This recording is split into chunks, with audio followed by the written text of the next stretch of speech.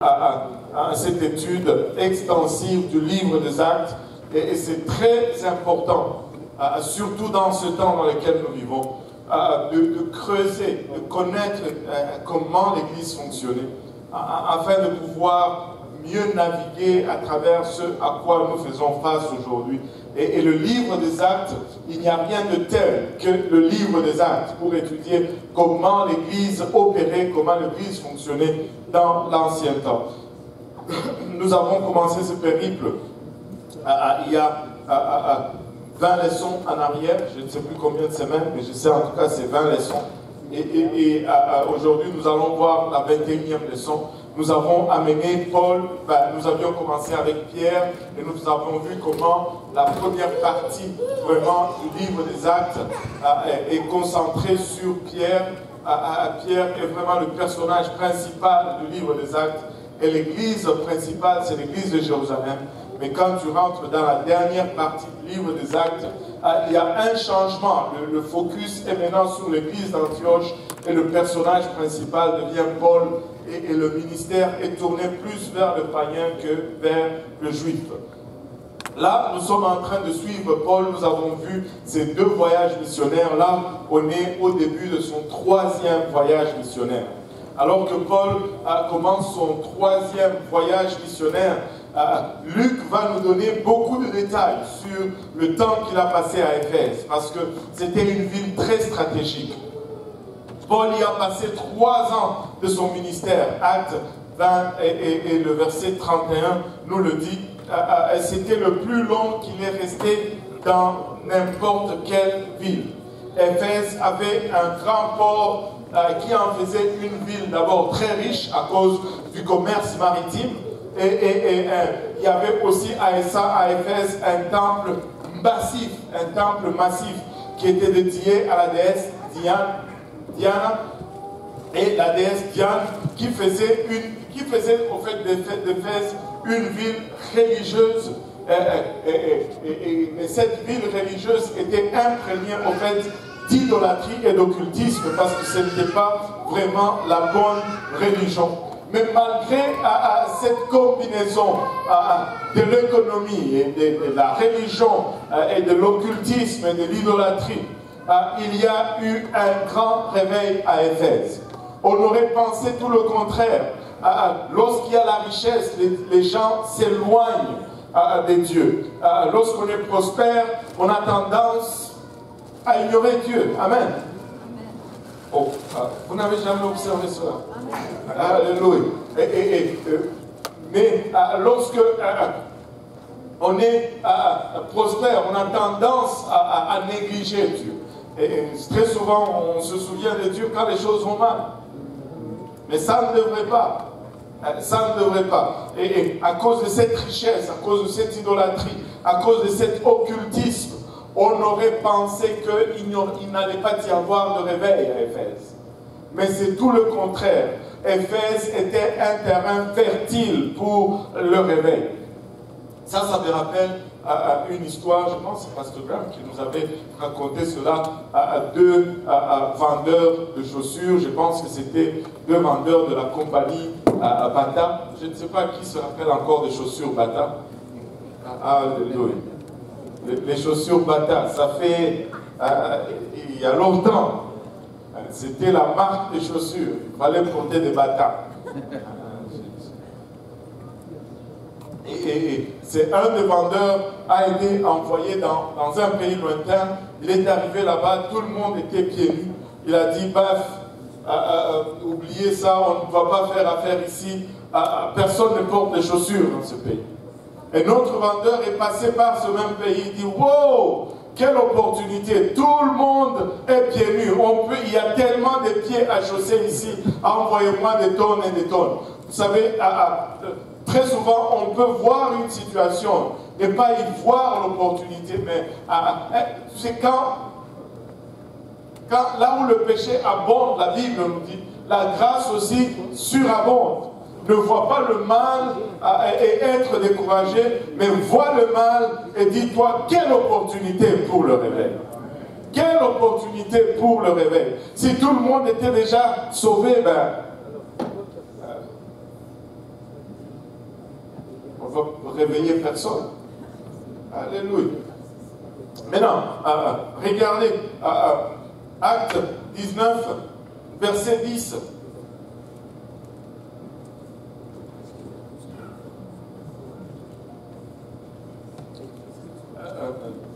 Un micro au pasteur Luc, parce que sinon je vais être... il y a beaucoup de lectures.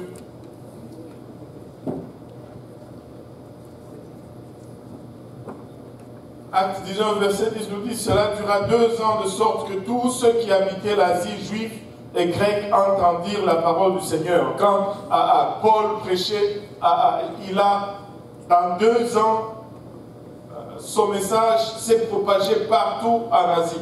Regardez 1 Corinthiens 16, 8 et 9. Il dit, je resterai néanmoins à Éphèse jusqu'à la Pentecôte, car une porte grande et d'un accès efficace m'est ouverte et les adversaires sont nombreuses. Il y avait une grande opportunité. Paul reconnaît cette opportunité de prêcher à l'évangile. Il voit cette ville idolâtre. Il dit, waouh, quelle opportunité. Mais face à toute opportunité, comme il le souligne ici, il y a toujours l'adversité. Et très souvent, l'adversité doit être indicateur d'une bonne opportunité. Quand il n'y a pas d'adversité, c'est que le diable ne voit rien à opposer là. Mais quand le diable t'oppose, sache qu'il y a quelque chose en route vers toi. Sache qu'il y a quelque chose de bon que le Seigneur est en train de préparer. Vois l'opposition, vois l'adversité et sois encouragé. Il y a un de nos prédicateurs qui disait que l'adversité n'est qu'une flatterie pour le Dieu qui fait des miracles. Quand tu vois l'adversité, réalise que Dieu est en train de s'apprêter à faire quelque chose de grand. On va faire une longue lecture à Acte 19 pour entrer dans le vif de notre sujet aujourd'hui. Acte 19, versets 21 à 29. Après que ces choses furent passées, Paul forma le projet d'aller à Jérusalem. Traversant la Macédoine et l'Achaïe, quand j'aurais été là, se disait-il, il faut aussi que je voie Rome. En voyant Macédoine, 2 de ses aides, Timothée et Eraste, il resta lui-même quelque temps encore en Asie. Il survint à cette époque un grand trouble au sujet de la voie du Seigneur. Un nommé Démétrius, orfèvre, fabricant en argent des temples de Diane, et procurait à ses ouvriers un gain considérable. Et il les rassembla avec eux du même métier et dit, « Oh, oh, vous savez que notre bien-être dépend de cette industrie, et vous voyez et entendez que, non seulement à Éphèse, mais dans presque tout l'Asie, ce Paul a persuadé et détourné une foule de gens en disant que les dieux faits de main d'homme ne sont pas des dieux.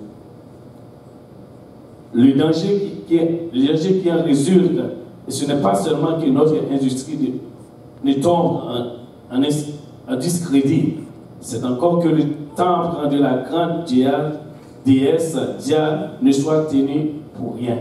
Et même que la majesté de celle est révérée dans toute l'Asie et dans le monde entier soit réduite en néant. Et ces paroles les ayant remplis de colère, il se mit à crier, grande est la Diane des Éphésiens. Et toute la ville fut dans la confusion. Ils se précipitèrent tout ensemble au théâtre, entraînant avec eux Gaius et Aristarque, macédonien, compagnons de voyage de Paul. Waouh! Regardons un peu à ces passages. La première chose que nous allons constater, c'est que c'est ici que Paul, pour la toute première fois, il va mentionner son désir d'aller à Rome. Il mentionne pour la première fois son plan d'aller à Rome. Et vous allez constater que à partir de ce moment, tout ce qui va suivre, ou tout le restant du livre des Actes, va être occupé par, ou presque le 2/3 du restant du livre des Actes, va être occupé par ces processus d'aller à Rome. Ou soit il est en train d'aller à Rome, ou soit on est en train de lui parler de ne pas aller à Rome, mais tout, presque le 2/3 va tourner au sujet de ce voyage à Rome. Ce voyage à Rome devient très, très, très important. Et dans Romains 1,15, quand il leur écrit l'épître aux Romains, il dit « Ainsi j'ai un vif désir de vous annoncer aussi l'évangile à vous qui êtes à Rome. » Ça a été un sujet intense pour Paul. Je ne sais pas si je suis à côté, mais je peux me permettre de dire ceci. Rome était vraiment le centre de la terre. Rome, c'était la capitale du monde. Rome dominait presque toutes les nations connues à l'époque. Et ça, c'était comme le point d'intérêt. C'était comme si aujourd'hui, tu pouvais aller prêcher l'évangile à Washington et faire baptiser Donald Trump au nom de Jésus-Christ et le voir recevoir le Saint-Esprit avec l'évidence de parler en langue. Moi, je ne passerai pas cette opportunité si j'en avais une. Tu sais que tu vas impacter le monde. Si on te disait aujourd'hui tu as l'opportunité d'aller à Moscou et d'y prêcher l'évangile, de voir Poutine se baptiser au nom de Jésus-Christ, être rempli du Saint-Esprit, tu ne pourrais pas passer cette opportunité parce que ça va avoir des ramifications partout. Partout. Alors, Rome est devenue une cible pour Paul. Au verset 26 du chapitre 15, il dit « Car la Macédoine et l'Achaïe ont bien voulu s'imposer une contribution en faveur de pauvres parmi les saints de Jérusalem. » Et il mentionne cette offrande qu'il est en train de ramasser pour les gens de Jérusalem. En fait, Paul a envoyé Timothée, dans le passage que nous avons lu, Paul a envoyé Timothée et Eraste au devant. Et lui, il est resté lui-même. Pourquoi? Parce qu'il voulait recueillir une offrande des églises macédoniennes pour les chrétiens pauvres de Jérusalem. Je dis Paul, j'ai dit oui, Paul. Il a dit plutôt à Timothée et à Eraste, vous partez, moi je vais rester pour prendre l'offrande. Paul, oui, Paul est resté pour prendre l'offrande. Je pensais que lui, l'argent ne l'intéressait pas. Oui, l'argent ne l'intéressait, mais il est resté pour prendre l'offrande. Vous savez, quand je suis venu à Dieu, j'avais une conception. Je disais, ben, on n'a pas besoin d'argent pour servir Dieu. Mais plus je travaille pour Dieu, plus je me rends compte que tu as besoin d'argent pour faire avancer le royaume de Dieu. Paul avait besoin d'argent pour faire avancer le royaume de Dieu. Et on dirait que c'est un sujet tabou. Oui, il y a des gens qui vont abuser. Oui, il y a des gens qui vont user de cela pour appauvrir les gens et s'enrichir eux-mêmes. Mais il n'y a rien de mal à utiliser l'argent pour avancer le royaume de Dieu. Et on doit le faire pour avancer le royaume de Dieu. Maintenant, à Éphèse, Démétrius et ses orfèvres faisaient la promotion de l'idolâtrie et de l'immoralité en vendant des temples de Diane. C'est-à-dire, ils faisaient des temples en miniature, en métal, et ils les vendaient aux gens, ils les vendaient en disant que ces choses-là avaient un certain quelconque pouvoir ou protection. Et en fait, si tu comprends l'Église, plutôt l'idolâtrie de Diane, tu vas réaliser que dans ce temple, il y avait beaucoup de prostitution qui s'y faisait.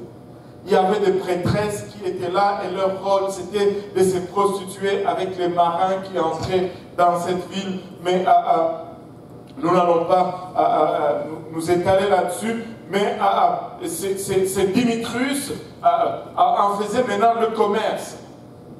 Et il vendait ces églises en miniature et ils détestaient la prédication de Paul. Pourquoi? Parce que comme les gens se convertissaient, ça réduisait leur gagne-pain. Comme les gens venaient au vrai Dieu, ils délaissaient l'idolâtrie. Et pour eux, leur affaire ne marchait plus comme avant. Et ils ont commencé à combattre Paul. Vous savez, quand tu viens à Dieu, il y a certaines choses qui doivent évacuer ta vie. Et si tu ne veux pas les laisser aller, et que tu veux t'accrocher à ces choses, laisse-moi te dire ceci. Tu vas te retrouver à une place où tu vas commencer à combattre la parole de Dieu. Parce que tu ne peux servir deux maîtres en même temps. Alléluia. Démétrius n'était pas content du message de Paul. Et il a fait usage, vraiment, c'était un grand manipulateur. Il a utilisé deux choses que les Éphésiens aimaient le plus. Il a utilisé d'abord l'honneur de leur vie. Il dit, notre ville va perdre sa considération. Et il utilise également la grandeur de leur déesse Diane et de son temple. Il dit, le temple ne va plus rien signifier et même la révérence qu'on avait pour notre déesse va être complètement oubliée. Nous ne pouvons pas laisser cela passer. Alléluia. Et cela a suscité une grande émeute contre Paul et des milliers de personnes se sont rassemblées et ils ont commencé à crier « Grande est Diane, la déesse des Éphésiens ». Et comme la foule ne pouvait pas trouver Paul, ils ont ramassé Gaius et Aristarque, ses amis. Mais attention avec qui tu es ami. C'est un jour, on peut t'arrêter. Hein? On ne trouve pas le pasteur Luc, c'est toi qu'on a fait. Le Snyder qu'on embarque à la place. Alléluia. Toi, tu t'étais né avec lui, viens. Allez. On l'a embarqué et là, ils étaient tous au temple de Diane et les gens se sont précipités et les deux ont été embarqués. Regardez le verset 30, à partir jusqu'à 41. Paul voulait se présenter devant le Père, mais les disciples l'en empêchèrent. Quelques-uns même, les Asiates, qui étaient ses amis, envoyés vers lui pour l'engager à ne pas se rendre au théâtre.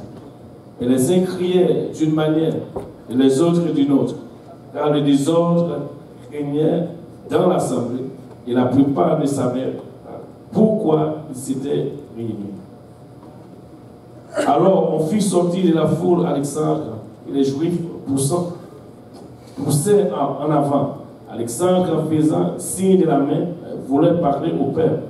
Mais quand il reconnut qu'il était juif, tout d'une seule voix criait pendant près de 2 heures. Quand Diane faisait et cependant le secrétaire ayant apaisé la foule dit « Homme éphésien, quel est celui qui ignore que la ville Éphèse est la gardienne du temple de la grande Diane et de son simulacre tombé du ciel. Cela étant incontestable, vous devez vous calmer et ne rien faire avec précipitation. Car vous avez amené des hommes qui ne sont capables ni de sacrilège, ni de blasphème envers notre déesse. Si donc Démétrius à ses ouvriers à se plaindre de quelqu'un, il y a des jours d'audience et des proconsuls, ils s'appellent injustice les uns les autres. Et si vous avez envie d'autres objets, ils se régleront dans une assemblée légale. Nous risquons en effet d'être accusés de séduction pour pour ce qui s'est passé aujourd'hui, puisqu'il n'existe aucun motif qui nous permette de justifier et d'attroupes. Après ces paroles, il congédia à l'Assemblée. Donc, Paul, entendant cela, tout naturellement, il voulait aller au temple. Et il n'y avait qu'une seule chose dans la tête de Paul. Il y a une grande foule, c'est une opportunité de prêcher Jésus. Et il était tellement consumé par son désir de prêcher Christ qu'il ne voyait pas le danger qui l'y attendait. Ce sont ses amis qui lui ont dit non, non, non, non, non, non, n'y vois pas Paul. Mais lui, il avait le désir d'y aller. Malgré le danger, malgré le risque, il voulait y aller. Il voulait aller faire face à cette foule déchaînée. Vous voyez, Alexandre s'est levé, il voulait parler, mais lorsqu'ils se sont rendus compte qu'il était juif, ils ont commencé à crier pendant 2 heures. Pendant 2 heures, grande est la Diane des Éphésiens. Grande est la Diane des Éphésiens. Grande est la Diane des Éphésiens. 2 heures. Le temps que durent tous nos services. 2 heures. Complet. Juste une seule phrase à répétition pendant 2 heures.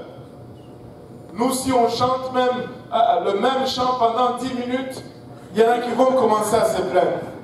Même si les chansons à 4 et 5 couplets, non, on chante tout le temps la même chanson. Essayons même de mettre la même chanson 2-3 dimanches de suite. On va aller voir le frère Mutomo, il n'y a pas d'autre chant. Mais une phrase, 2 heures de suite, le même service. Grande est la Diane des Éphésiens. Grande est la Diane des Éphésiens. Alléluia. Et lorsque tout cela pour taire le juif qui ne dise rien, pas du tout. Vous savez, peu de temps après on a fait, Alexandre n'a pas pu parler, la secrétaire s'est levée. Elle a fait taire cette foule et cette foule s'est calmée. Au fait, quand tu vois ce qu'elle dit, c'est que cette secrétaire dit, au fait, il n'y a aucune accusation que ces gens ont fait contre notre déesse. S'il y a une litige, qu'ils viennent et qu'ils portent plainte conformément à ce qui se fait selon la loi. Alléluia. Ils ont fait taire un juif en ignorant que même, au fait, la technique de faire parler Alexandre les Juifs, c'était pour dire que vu que lui, il est juif, et que les Juifs n'approuvent pas le message de Paul, peut-être que lui, il allait être écouté.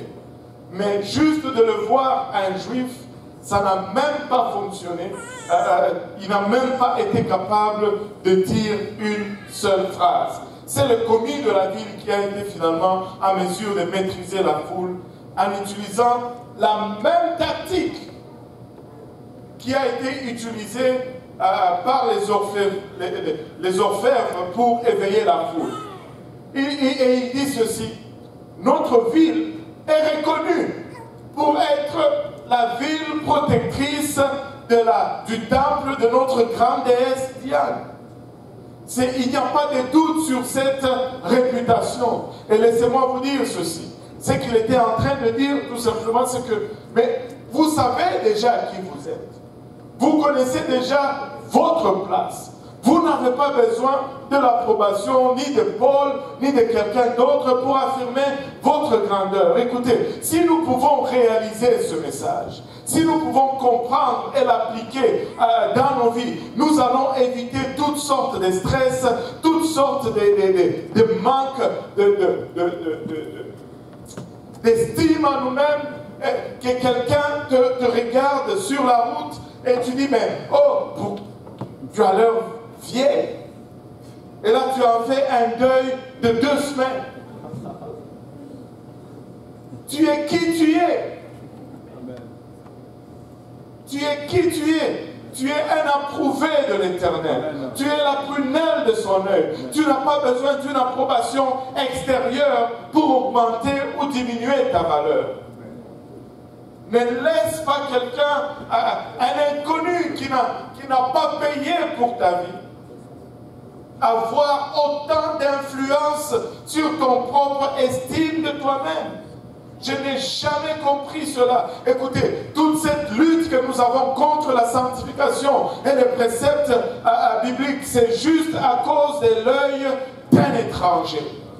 Des gens que tu rencontres qui ne savent, certaines qui ne savent même pas d'où tu viens ni où tu vas. Tu les rencontres seulement dans le métro et tu commences à te préoccuper comment ils te voient. Ils peuvent te voir comme ils veulent te voir. Il y en a un qui a payé le prix pour toi et c'est son œil et c'est son regard qui compte dans ta vie et dans ma vie.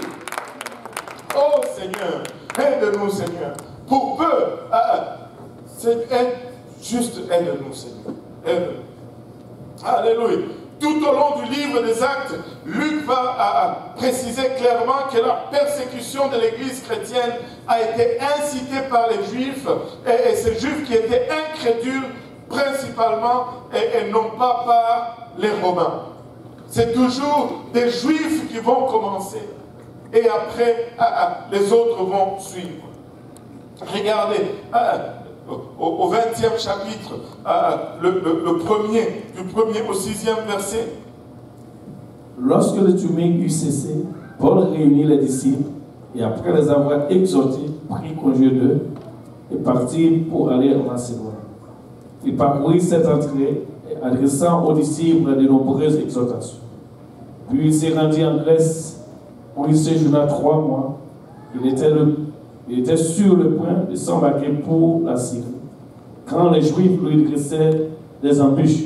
Alors il se décida à reprendre la route de la Macédoine. Et il avait pour l'accompagner jusqu'en Asie, sous Pathé de Bérée, fils de Pyrrhus, Aristarque et second de Thessalonique, Gaius de Derbe, Timothée ainsi que Tuchique et Trophime, originaire d'Asie. Ceci prit de devant et nous attendit à Troas. Pour nous, après le jour de pain sans le pain, nous nous embarquâmes à Philippe. Et au bout de 5 jours, nous les rejoignîmes à Troas, où nous passâmes 7 jours. Où nous passâmes 7 jours. Encore une fois, il arrive en Macédoine.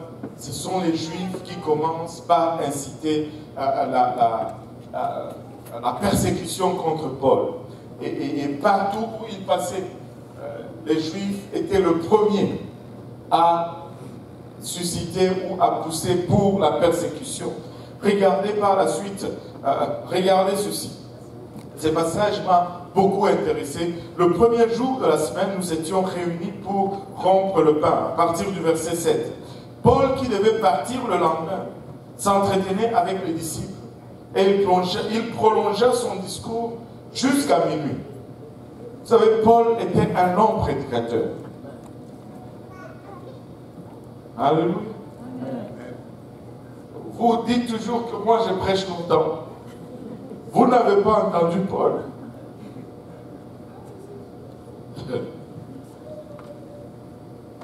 Il prolongea son discours jusqu'à minuit. Si j'ose seulement aller jusqu'à 21h20 aujourd'hui, on va me lapider ici. Mais lui prolongeait jusqu'à minuit. Et même comme si minuit c'était pas assez. Regardez, il y avait beaucoup de lampes dans la chambre haute où nous étions assemblés. Or, un jeune homme nommé Étichus, qui était assis sur la fenêtre, s'endormit profondément pendant le long discours de Paul. Si tu dors pendant que je prêche et tu penses que ça va me faire arrêter, je vais juste suivre l'exemple de Paul. Il s'endormait, il a continué de prêcher comme s'ils étaient réveillés. Amen. Alléluia.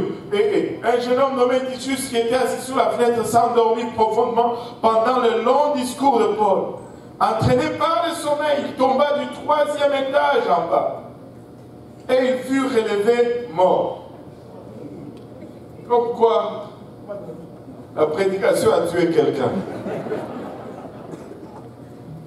Mais Paul étant descendu, s'est penché sur lui et le prit dans ses bras, en disant, ne vous troublez pas, car c'est son âme, car son âme est en lui.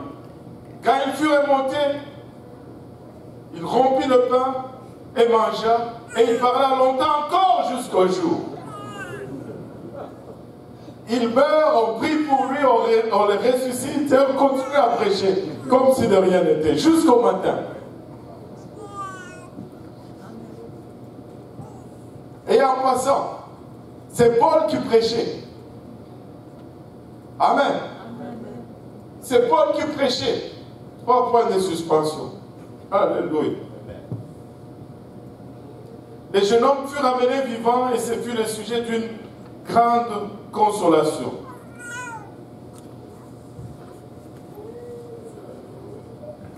Aide-nous, Seigneur. Versets 13 à 16.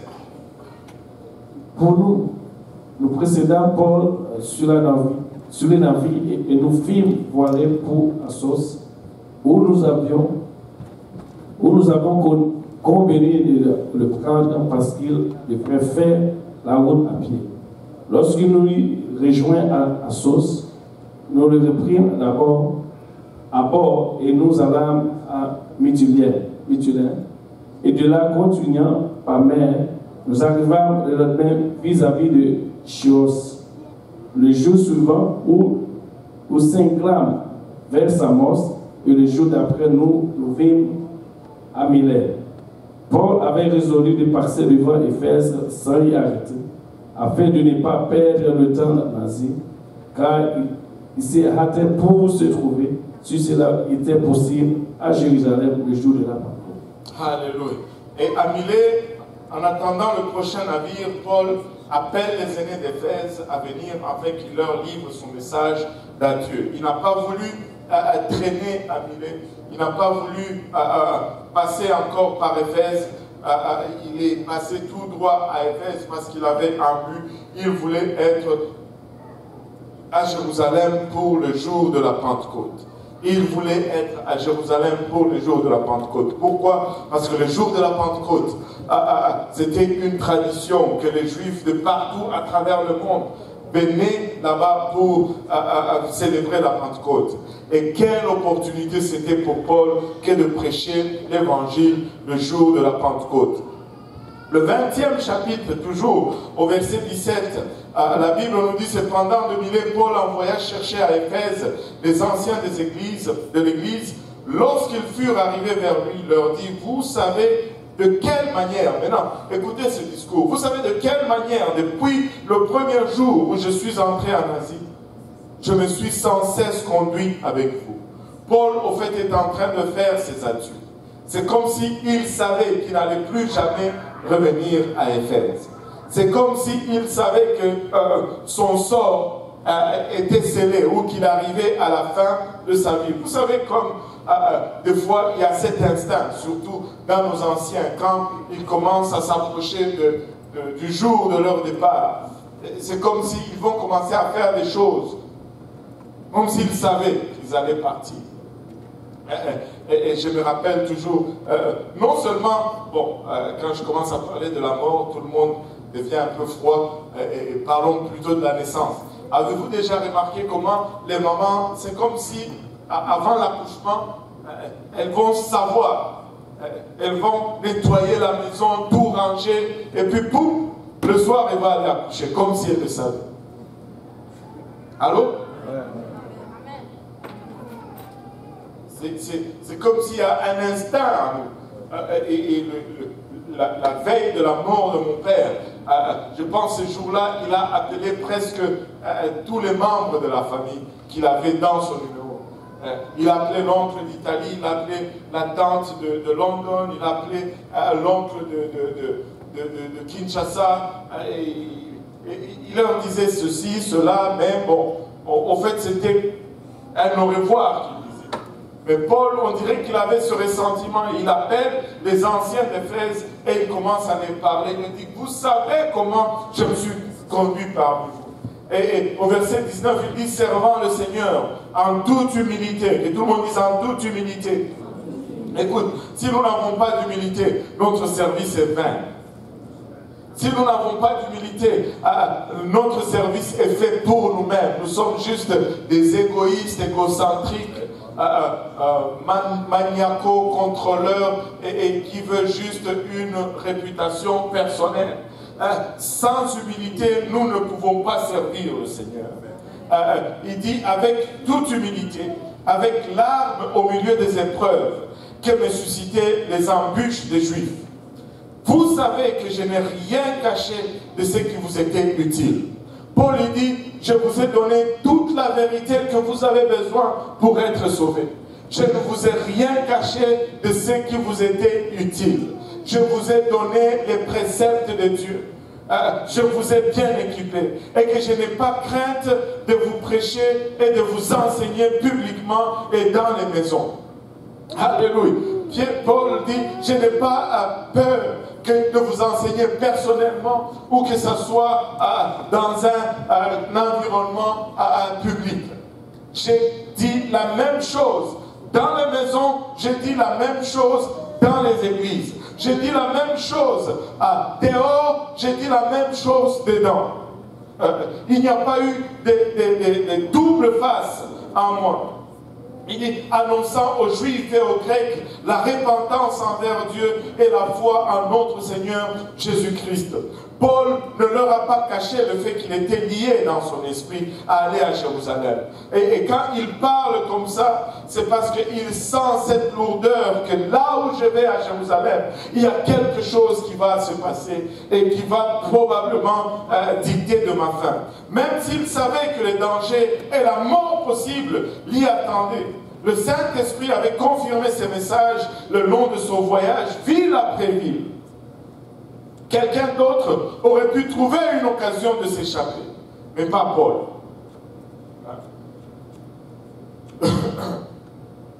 Quelqu'un d'autre allait dire, Dieu me dit que si je vais là-bas, on va me tuer, alors je ne vais pas y aller. Alors, mais pas Paul. Il était trop saisi par son appel et son dévouement à Jésus-Christ pour chercher juste une issue facile. Il était juste trop consumé par sa mission que son être ne comptait plus. Pour Paul, l'appel était plus grand que lui-même. Pour Paul, l'Église était plus grand que l'homme. Et c'est ça l'attitude que nous devons développer. Regardez au verset 27. Et maintenant, voici lié par l'Esprit. Il dit lié par l'Esprit, que tout le monde dise lié par l'Esprit.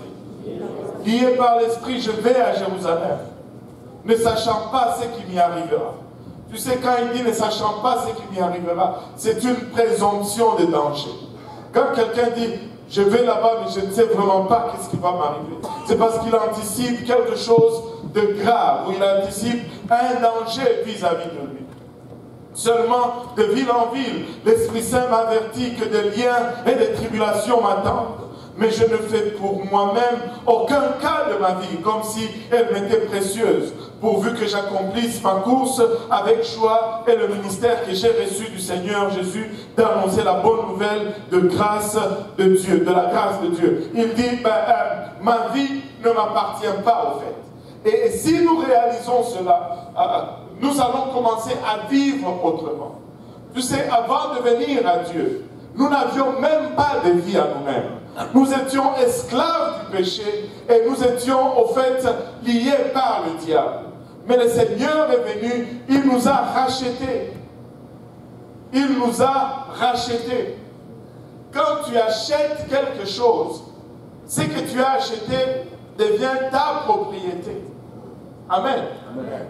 S'il nous a rachetés, nous lui appartenons. Parce que nous lui appartenons. C'est lui qui dicte maintenant notre conduite. Il dicte maintenant ce que nous allons faire, où nous allons aller, et quoi nous allons faire, et comment nous allons faire. Écoutez, mes chaussures ne me disent pas quand est-ce que je vais les porter. Je peux décider de porter mes chaussures aujourd'hui et sortir dans la neige. Ils n'ont aucune autorité pour me dire non, mais attends, il y a beaucoup de neige. Pourquoi tu ne prends pas les bottes qui sont là, qui sont faites pour la neige? Et c'est moi qui les ai achetées. Je fais ce que je veux avec ces chaussures. Mais avec Dieu, c'est la même chose. Il a payé le prix pour nous. Et nous lui appartenons. Et c'est lui qui dicte notre vie. Et notre vie doit être vécue avec cela, avec l'idée que nous vivons pour plaire à Dieu. Amen. Alléluia. Et maintenant, voici, je sais que vous ne verrez plus mon visage. Vous tous au milieu desquels j'ai passé en prêchant le royaume de Dieu. C'est pourquoi je vous déclare aujourd'hui, je suis pur du sang de vous tous, car je vous ai annoncé tous les conseils de Dieu, sans rien cacher. Paul dit, je suis pur du sang de vous tous, parce que je vous ai dit ce que vous deviez connaître, ce que vous deviez faire pour votre salut. Et, Pasteur Luc, et notre travail, c'est d'arriver à une place où nous pouvons dire votre sang ne peut pas tomber sur nos mains, parce que nous vous avons dit tout ce que vous deviez savoir pour mener une vie à bienséance jusque dans la Nouvelle Jérusalem. Écoutez, si tu t'éloignes de ces chemins, c'est parce que tu as choisi de t'éloigner de ce chemin. Nous, de notre part, nous vous avons donné tout ce que vous aviez besoin de savoir. Nous n'avons rien caché, nous l'avons déclaré jour après jour, service après service, jusqu'à ce que vous-même vous étiez fatigués de nous entendre prêcher cet évangile et que vous commencez à nous dire tu prêches tout le temps la même chose. Mais écoutez, c'est parce que nous n'avons pas d'autre message à prêcher. Nous n'avons pas d'autres objectifs ni d'autres ambitions que d'aller au ciel et d'y aller d'une façon assurée. Nous avons tout dit, nous avons tout donné, nous n'avons rien caché, nous n'avons rien retenu. Nous n'avons rien retenu. C'est votre responsabilité que de marcher dans ce que Dieu a mis devant vous, afin que maintenant vous y arrivez. Paul dit, je vous ai annoncé tous les conseils de Dieu, sans en rien cacher. Même quand ce n'était pas convenable pour nous, nous l'avons annoncé. Quand il était temps de parler de la sanctification, nous l'avons fait. À la phase des critiques, nous avons annoncé ce message. À la phase des commérages, des oppositions, nous avons déclaré le plein conseil de Dieu. Et nous allons continuer à les déclarer. Amen. Alléluia. Le 28e verset, il dit, regardez, le 28e verset, il commence à donner des avertissements. Il dit, prenez donc garde à vous-même. Et tu dois faire attention à toi-même. Le premier contre qui tu dois faire attention, c'est à toi-même. Les pires mensonges contre lesquels tu dois faire attention, c'est tes propres mensonges à toi-même, parce que ce sont les mensonges les plus difficiles à récupérer. Quand tu commences à te mentir à toi-même, c'est très difficile de récupérer de ces mensonges. Alléluia. Prenez donc garde à vous-même. D'abord. Et après, à tous les troupeaux sur lesquels le Saint-Esprit vous a établi évêque. Amen. Alléluia. Évêque ici ne signifie pas le cardinal léger. Évêque ici a le même sens que pasteur. Des fois, le mot ancien est utilisé, des fois le mot évêque est utilisé, des fois le mot berger est utilisé, mais ça fait référence à la même personne. Dieu ne laisse jamais son troupeau sans berger. il ne laisse jamais son troupeau sans berger. Et un troupeau sans berger n'a pas de direction. C'est une folie. C'est une folie et une aberration. Il n'existe pas une telle chose dans la parole de Dieu. Ça n'existe pas dans la parole de Dieu. Il dit, prenez garde à vous-même et à tout le troupeau sur lequel le Saint-Esprit vous a établi évêque, pour paître l'église du Seigneur, qu'il s'est acquise par son propre sang. Vous savez, ici ça dit, dans le français Louis II, il dit Seigneur, avec la lettre capitale S, capitale, la lettre majuscule S. Là, l'anglais se bouscule dans ma tête. Vous savez, permettez mon émotion, pardonnez mon émotion, comme disait un fameux président de chez nous. Alléluia. Mais dans le grec original, le mot Seigneur ici, c'est Dieu. En fait, il est en train de dire, prenez donc garde à vous-même et à tous les troupeaux sur lesquels le Saint-Esprit vous a établi évêque pour paître l'église de Dieu qu'il s'est acquise par son propre sang. L'église de Dieu qu'il s'est acquise par son propre sang, parce que celui qui versait le sang à la croix, c'était Dieu lui-même incarné dans la chair. Alléluia. Jésus-Christ est Dieu. Il est Dieu. Alléluia. Je sais qu'il s'introduira à la harpe. Paul il continue, il dit au verset 29, je sais qu'il s'introduira parmi vous après mon départ des loups cruels qui n'épargneront pas les troupeaux. Des loups cruels viendront de l'extérieur et ils vont s'introduire et ils ne vont pas épargner les troupeaux. Et leur but c'est d'égorger et de voler et de détruire et de tuer le troupeau de Dieu. Et mon travail comme évêque, c'est de toujours sonner la cloche et avec le bâton de taper sur ces loups pour qu'ils ne mangent pas les brebis. Alléluia. Maintenant, regardez ceci. Il y a des loups qui viendront de dehors, mais regardez le verset 30. Le danger ne vient pas seulement de dehors. Il dit, et qu'il se lèvera du milieu de vous. Du milieu de vous. Des hommes qui enseigneront des choses pernicieuses pour entraîner les disciples après eux. Il se lèvera au milieu de vous. Non seulement ça viendra du dehors, mais ça sortira même du milieu de nous. Des gens qui vont commencer à enseigner autre chose que ce que Paul a enseigné. Ils vont commencer à enseigner autre chose que ce que Pierre a enseigné. Non, non, non, non, non, non. Écoutez, vous avez reçu tout ce que vous avez besoin de savoir. Vous avez reçu tout ce que vous avez besoin de savoir pour faire votre décision. Écoutez, quand tu vas à l'enfer, c'est ta propre décision. Quand tu vas au ciel, c'est ta propre décision. Tu vas te décider où tu vas aller. Tu vas te décider où tu vas aller. Le Seigneur dit, personne ne lui enlève une brebis de sa main. Mais la brebis peut décider et sortir elle-même. Écoute, tu as été créé avec une volonté. Dieu ne brime pas ta volonté. Le diable ne peut pas brimer ta volonté non plus. Même dans le monde, les gens savent exercer leur volonté pour battre le diable. Combien d'avantages, toi avec le Saint-Esprit, tu vas me dire, oh, c'était plus fort que moi. Oh, non! J'avais un grand-père qui n'était pas rempli du Saint-Esprit. Mais une femme venait l'étrangler la nuit. Il l'a tapé.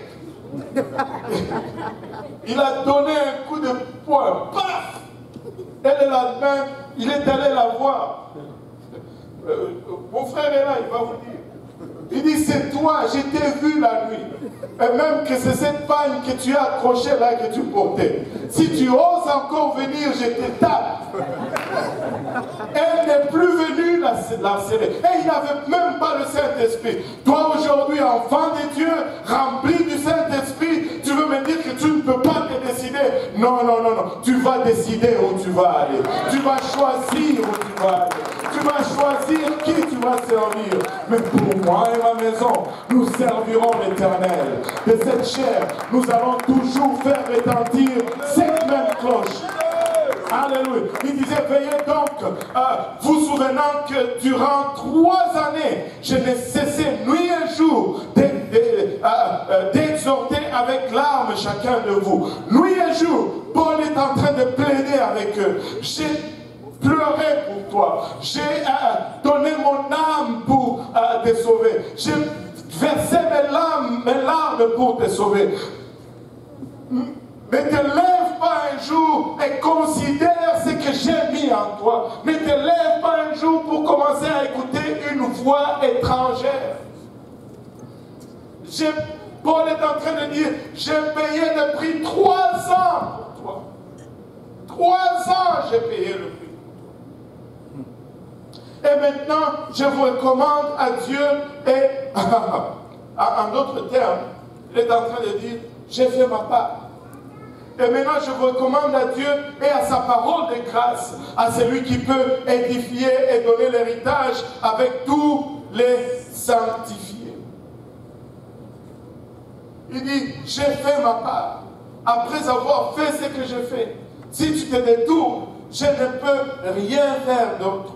Tu es entre les mains de Dieu, tu es à la merci de la parole de Dieu. Si tu te décides d'aller, tu vas aller où tu veux. Alléluia. Je n'ai désiré ni l'argent, ni l'or, ni les vêtements de personne.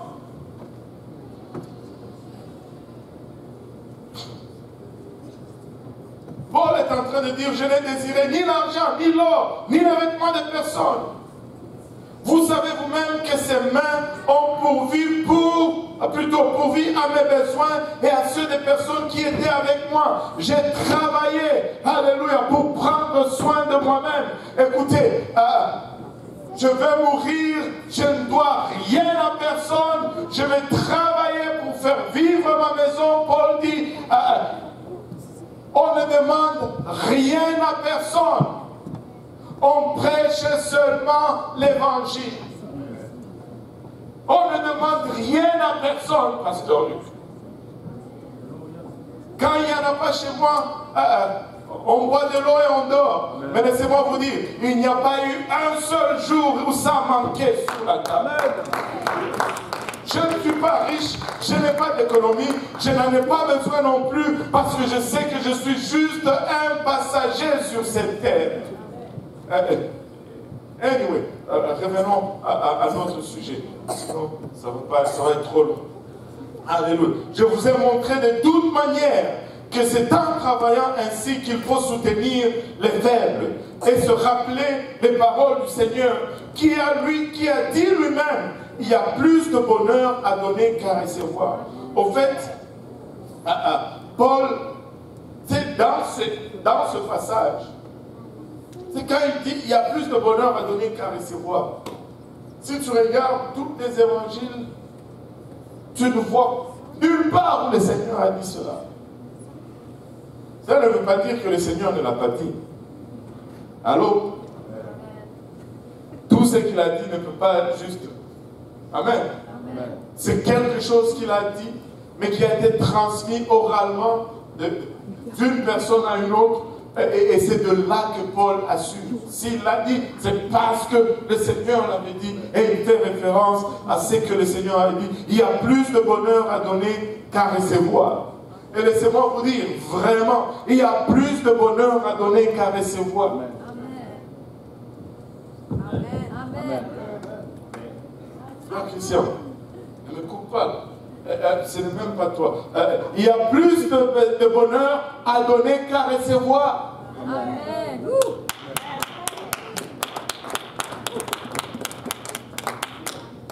Après avoir ainsi parlé, il s'est mis à genoux et il pria avec eux tous. Tous fondirent en larmes et se jetant au cou de Paul, il l'embrassait, affligé surtout de ce qu'il avait dit, qu'il ne verrait plus son visage, et ils l'accompagnèrent jusqu'au navire. Vous savez, laissez-moi vous dire ceci. L'Église est la seule chose que Dieu n'a jamais achetée. Toute autre chose que Dieu a voulu, il a tout simplement créé. Amen. L'Église est la seule chose pour laquelle Dieu a payé un prix. Il n'a pas acheté la terre, il l'a fait. La terre soit, il a fait. Il n'a pas acheté le soleil, paf. Toutes les autres choses, il les a juste créées. Mais l'Église, il a payé un prix pour son Église. Pourquoi est-ce que je dis cela? Je dis cela parce que cela nous met face devant une vérité très profonde. C'est que c'est elle qui a le plus de valeur à ses yeux.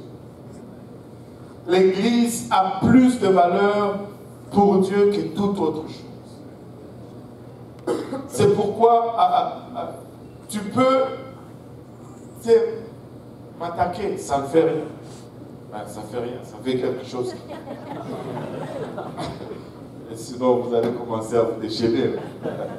Ça fait quelque chose. Mais comprenez ce que je veux dire. Tu peux t'en prendre à moi. C'est pas grave. Anyway, ça m'est égal. Mais quand tu t'apprends à l'église de Dieu, tu es en train de t'apprendre à Dieu lui-même. Tu sais, nous avons été créés à l'image de Dieu.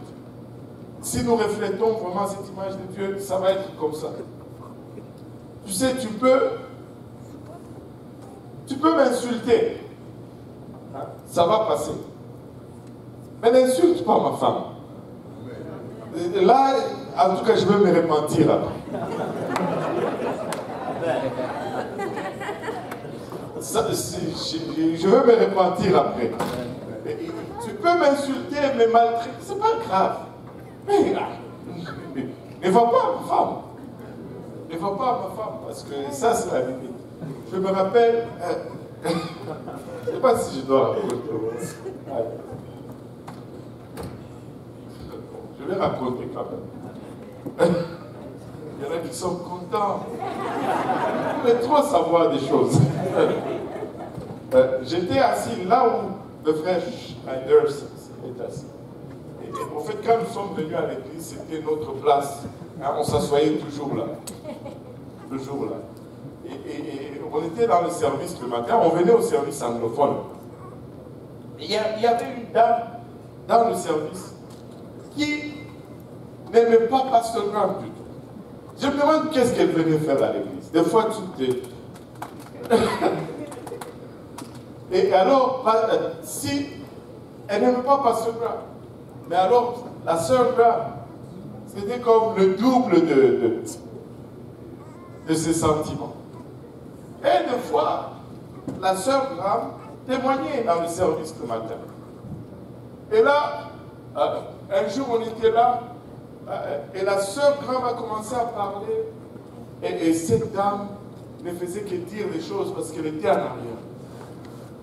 Et la sœur Graham, je ne me rappelle plus même ce que la sœur Graham disait. Elle disait des choses et la sœur était comme Maintenant, la sœur Graham a dit quelque chose. Ma femme a dit yes, amen, that's true. Et puis cette dame-là a dit oh, brainwash, bla bla bla. Cerveau lavé.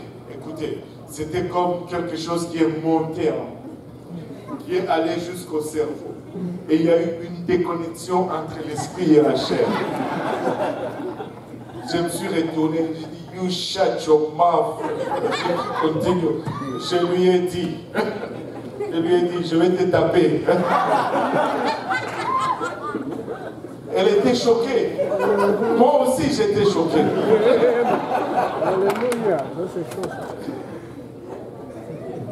Imaginez-vous le Seigneur. Amen. Il a payé plus pour son église que moi j'ai donné pour ma femme.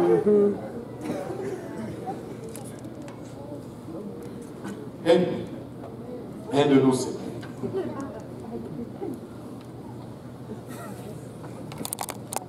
L'Église est précieuse aux yeux du Seigneur. C'est quoi que tu fais ne t'en pas à l'Église. C'est pourquoi Paul finit par un avertissement. Nous devons nous méfier des dangers qui se dressent autour de nous, des loups, des dangers entre nous, du milieu de nous et des dangers en nous, en nous-mêmes, parce que l'Église est précieuse. L'Église, pour l'Église, le Seigneur a donné de son propre vie, a donné de son propre sang. Écoutez, l'Église n'est pas parfaite, mais ça reste l'épouse du Seigneur. Vous savez, l'Église, il va toujours avoir des défauts dans l'Église, parce que nous sommes dedans. Nous sommes l'Église, et nous ne sommes pas encore parfaits.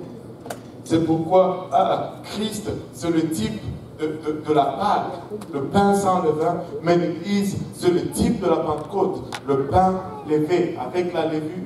Et le levain ou la levure, c'est toujours les types du péché. Parce que bien que nous soyons en marche vers la perfection, nous ne sommes pas encore parfaits. Bien que nous sommes en train de marcher vers la sanctification, nous ne sommes pas vraiment encore saints. Dieu travaille en nous et c'est un travail progressif. Mais malgré cela, il nous aime.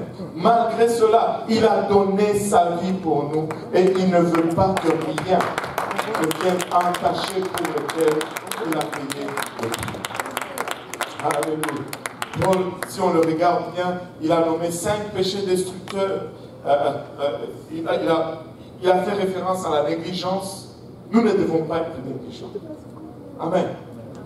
Il a fait référence à la superficialité. Et écoutez, si tu vas t'éliminer dans ce temps, tu ne peux pas rester superficiel.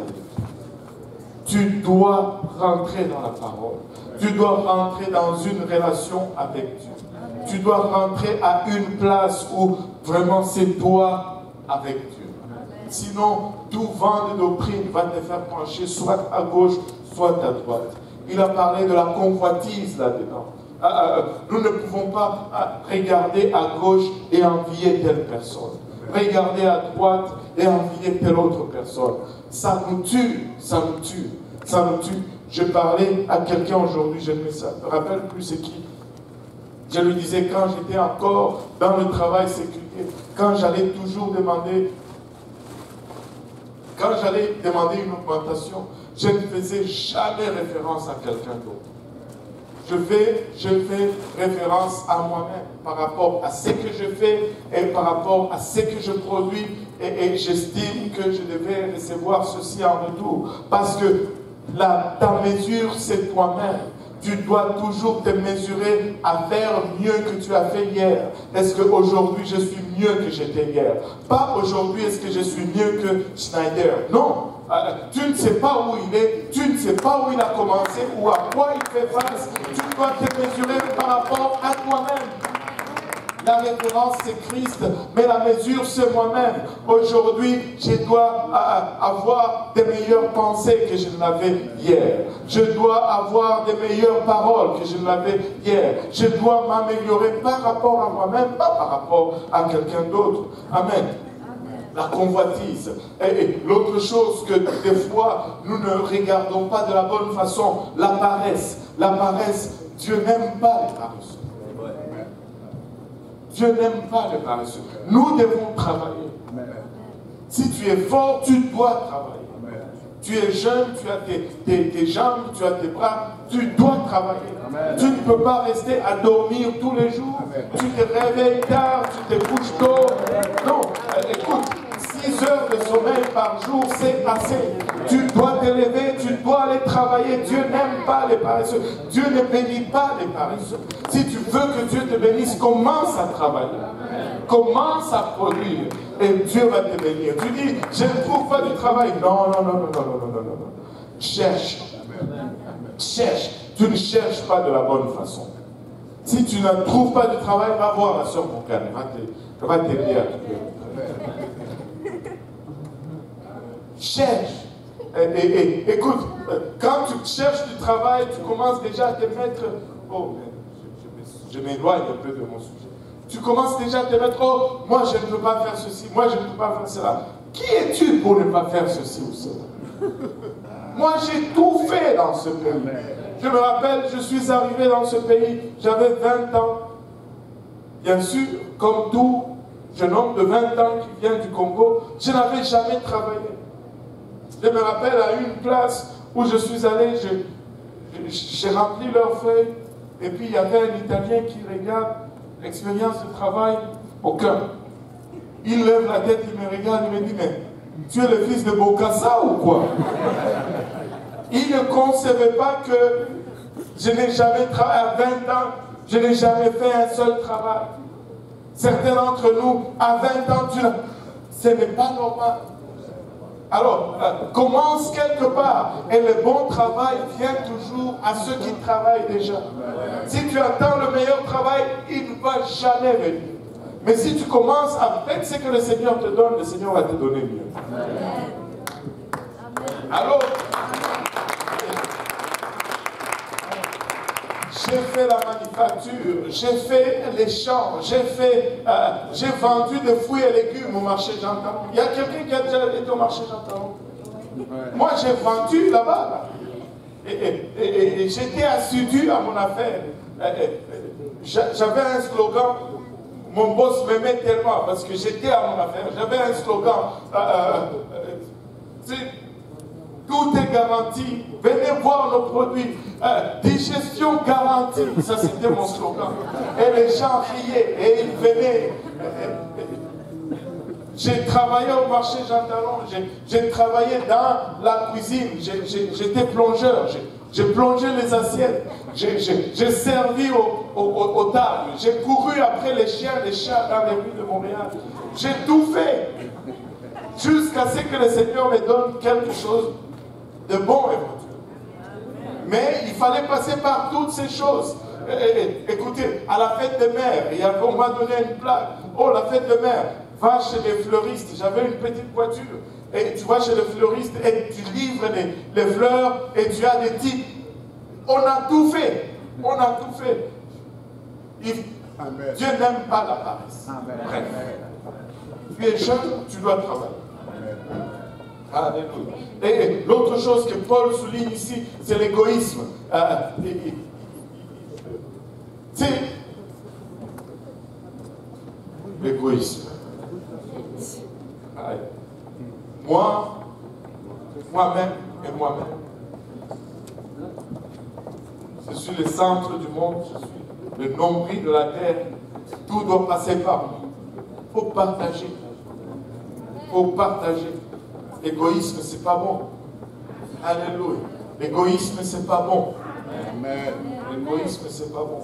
Mais n'utilisez pas cette arme pour. Donne-moi. Non, je ne te donne pas. Non, alors tu es égoïste. C'est pas ça. Peut-être que c'est à quelqu'un d'autre. Amen. Regardez, au 21e chapitre, on va conclure bientôt juste 2 autres passages. Le 21e chapitre nous dit, nous nous embarquâmes après nous être séparés d'eux et nous allâmes directement à Kos. Le lendemain à Rhodes et de là à Patara. Et ayant trouvé un navire qui faisait la traversée vers la Phénicie, nous montâmes à partir. Quand nous fûmes en vue de l'île de Chypre, nous la laissâmes à gauche poursuivant notre route du côté de la Syrie et nous abordâmes à Tyr où le bâtiment devait décharger sa cargaison. Nous trouvâmes les disciples et nous restâmes là 7 jours. Les disciples, poussés par l'Esprit, disaient à Paul de ne pas monter à Jérusalem. Mais lorsque nous fûmes au terme de 7 jours, nous nous acheminâmes pour partir et tous nous accompagnèrent avec leurs femmes et leurs enfants jusqu'au hors de la ville. Nous nous mîmes à genoux sur les rivages et nous priâmes. Puis, ayant pris congé des uns des autres, nous montâmes sur les navires et ils retournèrent chez eux. Achevant notre navigation, nous allâmes de Tyr à Ptolémaïs où nous saluâmes les frères et passâmes un jour avec eux.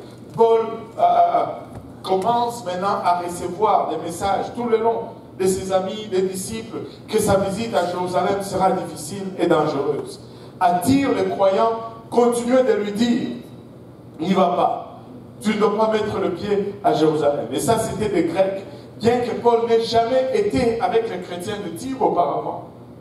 Mais ils ont senti dans l'esprit que Paul allait être en danger. Et remarquez, tous lui dire, ne va pas. Parce que Dieu leur fait voir ce que Paul va subir là-bas. Et c'est touchant de voir combien ils aimaient Paul. Après seulement une semaine avec lui, ils l'aimaient tellement. Tu sais, une des choses qui nous handicape beaucoup, c'est l'amour de l'autre. Un sincère amour de l'autre. Je vous dis, quand tu aimes quelqu'un et que tu pries pour la personne, Dieu va te faire ressentir ce que la personne ressent. Dieu va te le faire ressentir. Tu vas le ressentir. Mais il faut aimer. Il faut vraiment aimer gratuitement, sans rien attendre en retour. Tu te mets juste à la place de l'autre. Regardez au verset 8. De là, nous partîmes le lendemain et nous arrivâmes à Césarée, étant entrés dans la maison de Philippe l'évangéliste, qui était l'un de sept. Nous logeâmes chez lui. Et à Césarée, les hommes sont restés chez Philippe. Quand il dit l'un des sept, ce sont les 7 diacres originaux. En passant, juste un clin d'œil. Ça, ce n'est pas dans mes notes. Juste un clin d'œil. Les apôtres ont commencé à recevoir des plaintes dans Acte 6, que le partage de nourriture n'était pas équitable. Les Grecs disaient que comme c'était les Juifs qui partageaient la nourriture, leurs veuves ne recevaient pas assez. Il y avait du favoritisme. Alors les apôtres ont dit, nous ne pouvons pas nous occuper de distribuer la nourriture et nous occuper de prêcher la parole. Alors, il dit, nous allons choisir 7 personnes qui vont se charger de nourriture. Alors nous allons nous consacrer à la parole. Nous allons nous consacrer à... Les apôtres devaient se consacrer à... Parce que c'est les apôtres qui partageaient la parole. Alors, et je me demande combien de personnes il y avait dans cette église pour qu'ils puissent choisir 7 personnes pour gérer la distribution de nourriture. Juste un clin d'œil vient d'être ouvert. Là, il était fermé. Là, il vient d'être ouvert. Un clin d'œil. Mais non, mais Paul, plutôt, il avait 4 filles vierges qui prophétisaient. Philippe, au verset 9 de Acte 21. Alléluia. Il avait 4 filles vierges qui prophétisaient. Comme nous étions là depuis plusieurs jours, un prophète nommé Agabus descendit de Judée et vint nous trouver. Il prit la ceinture de Paul, se lia les pieds et les mains et dit, voici ce que déclare le Saint-Esprit. L'homme à qui appartient cette ceinture, les Juifs le lieront de la même manière à Jérusalem et le livreront entre les mains des païens. Quand nous entendîmes cela, nous et ceux de l'endroit, nous prions Paul de ne pas monter à Jérusalem. Remarquez, le prophète ne lui a pas dit, ne va pas à Jérusalem. Quand Dieu voulait que Paul fuit, Paul fuyait. Quand Dieu voulait que Paul reste, Paul restait. Amen. Amen. Alléluia. Et ce prophète nommé Agabus a donné un deuxième message d'avertissement. Il a lié ses mains et ses pieds avec la ceinture de Paul. Il dit que c'est ce qui va t'arriver à Jérusalem. Et bien sûr, tous les autres gens de Césarée ont dit à Paul, n'y va pas, n'y va pas. Mais Paul leur a dit qu'il était prêt à mourir pour le Seigneur, si cela était nécessaire. Et après tout, je ne sais pas si vous l'avez remarqué, Agabus n'a pas dit à Paul, ne va pas à Jérusalem. Il a dit, voici ce qui va arriver à la personne à qui appartient cette ceinture. Il lui a seulement dit, Voici ce que tu dois t'attendre quand tu y vas là-bas. Le verset 13 et 14, le dernier passage, alors il répondit que faites-vous en pleurant et en me brisant le cœur? Il dit, mais c'est quoi votre problème? Pourquoi vous me découragez comme ça? Vous êtes des consolateurs misérables. Je suis prêt non seulement à être lié, mais encore à mourir à Jérusalem pour le nom du Seigneur Jésus. Comme il ne se laissait pas persuader, n'insistant pas, et nous dit que la volonté du Seigneur se fasse. Vous savez, servir le Seigneur, ce n'est pas toujours avoir sa propre volonté ou aller dans son sens. Servir le Seigneur, c'est juste reconnaître sa souveraineté et dire, waouh, c'est ça qu'il a dit et c'est ça que je veux faire. Je ne veux pas toujours jouer dans une zone safe. Je veux juste faire la volonté de Dieu. Vous savez, Paul, pour lui, c'était le lien, la persécution et le fouet. Mais pour nous, ce n'est plus ces choses. Si ces choses-là t'arrivaient aujourd'hui, tu vas être dans les journaux et tu vas être un héros, en fait. Mais il y a une autre chose sur laquelle le monde nous tient et sur laquelle Dieu va nous laisser être, au fait, liés ou persécutés. Et moi, je crois que ce sont les finances. Les finances sont devenues tellement importantes pour nous aujourd'hui que des fois, notre épreuve va venir par les finances. Et si nous arrivons à vaincre cette épreuve des finances, Dieu va nous bénir comme pas possible. Mais si nous faisons toujours les finances une idole ou quelque chose à idoliser et que nous voulons hypothéquer notre marche avec Dieu pour les finances, nous allons continuer à galérer, nous allons continuer à patiner sur le même lieu et n'allant nulle part.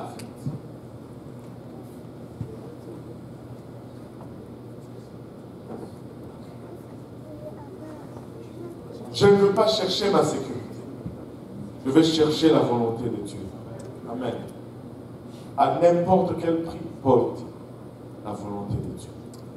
À n'importe quel prix, la volonté. Mais non, cette volonté doit être la volonté de Dieu et non la volonté de l'homme.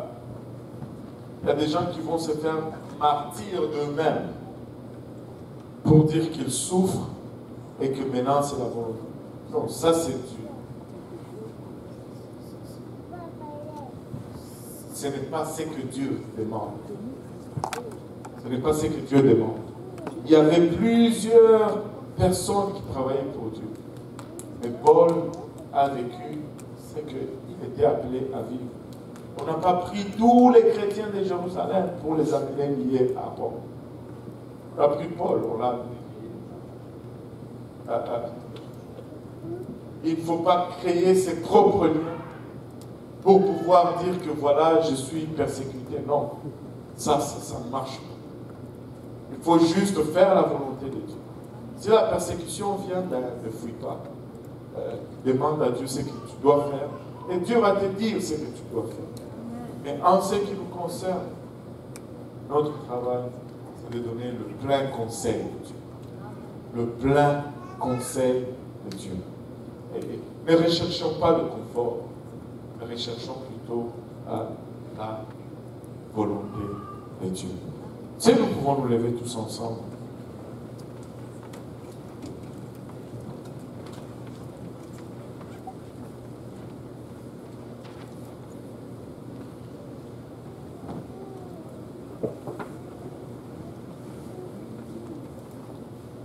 Le Seigneur est bon. Le Seigneur est au contrôle de toutes choses. Même lorsque nous avons l'impression que tout ne va pas selon le plan de Dieu, il est au contrôle. Même lorsque nous savons que les choses vont, nous pensons que les choses vont à la dérive, le Seigneur est au contrôle. Et laissez-moi vous dire honnêtement, tout concourt, alors tout concourt au bien de ceux qui aiment. Notre responsabilité, c'est juste d'aimer Dieu. Si nous aimons Dieu et que nous marchons selon cet amour de Dieu, malgré les hauts et les bas, tout va concourir à produire le bien dans notre vie. Amen. Si nous pouvons baisser nos têtes pour un moment, élever nos voix et prier à Dieu, lui seul qui sonde les cœurs et les reins, qui nous sonde aujourd'hui et qui nous connaissent et qui nous rencontre vraiment au lieu de nos besoins. Papa, nous te rendons grâce encore une fois, Éternel, pour ton amour, ta bonté, ta vie. Nous te remercions, Éternel, pour le privilège que nous avons de nous réunir ensemble dans ces lieux, Papa, et de partager ta parole. Seigneur, nous nous réjouissons du privilège, Papa, que nous avons de sentir ta présence, Papa, et nous ne voulons pas le prendre pour acquis. Papa, merci pour le prix payé, Seigneur. Rends-nous conscients constamment de ce prix, Seigneur, afin que nous ne puissions pas nous détourner de tes voies, Seigneur. Garde-nous, Papa, de nous-mêmes. Garde-nous, Papa, de loups du dehors, et garde-nous, Papa, de ceux qui s'élèvent au milieu de nous, Seigneur. Papa, étends ta main sur nous et fortifie-nous dans nos faiblesses, Seigneur. Papa, rencontre-nous, Papa, au lieu de nos besoins, Seigneur. Papa, ne permets pas, Seigneur Jésus-Christ, que nous délaissions la bonne voie et que nous marchions, Papa, il en échappe sur des sentiers que tu n'as pas tracés. Papa, permets que cette parole, Seigneur Jésus-Christ, puisse trouver une place, Papa, de choix dans nos cœurs. Papa, permets-nous de chérir cette parole. Permets-nous, Papa, de voir cette parole germer dans nos cœurs, produire le fruit et que ce fruit nous conduise jusque dans la vie éternelle, Seigneur. Garde-nous maintenant, nous te prions pour le restant de cette soirée et le restant de la semaine jusqu'à ce que nous allons nous rencontrer prochainement. Avec action de grâce dans nos cœurs, nous te prions ici, dans le nom de Jésus. Nous avons tous au nom de Jésus. Alléluia. Nous pouvons nous battre nos mains.